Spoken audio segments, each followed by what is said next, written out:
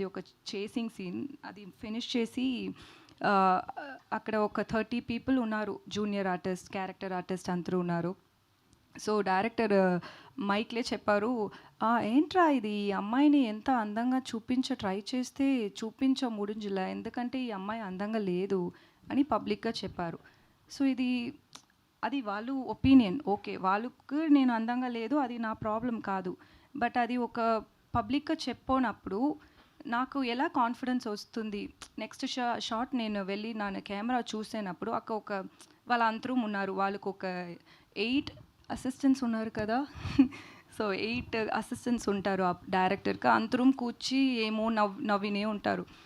So as an actor నాకు first నేను కాన్ఫిడెన్స్గా చూడాలి, దానికి డైరెక్టర్ ఇంపార్టెన్స్. నాకు బ్యాచులర్ చేసేటప్పుడు నేను మేకప్ లేదు, హెయిర్ చేయలేదు, ఏం లేదు, అది డైరింగ్గా నేను అది చేశాను, ఎందుకంటే అది నాకు first movie. Still I did it because of the director and cameramans confidence. They told me that మీరు ఇలానే ఉండండి, ఇది బాగుంది. అది ఆ కాన్ఫిడెన్స్ కావాలి నాకు. సో ఒక ఫస్ట్ టైం ఒక మూవీ చేశాను, ఒక కొత్త ఇండస్ట్రీ, అది అన్నీ వాళ్ళు ఏం థింక్ చేయనే లేదు, ఇలానే మళ్ళీ చేసినా అదే నేను అడ్జస్ట్ చేశాను. నేను ఓకే, ఒక్కొక్క డైరెక్టర్కి ఒక్కొక్క స్టైల్ ఉంది, ఓకే, అది నేను ప్రాబ్లం చెప్పలేదు. బట్ అది ఒక సోషల్ మీడియాలో చెప్పినదే నాకు కోపం వచ్చింది, అది అలా అయింది అంతే. చంద్రశేఖర్ గారు,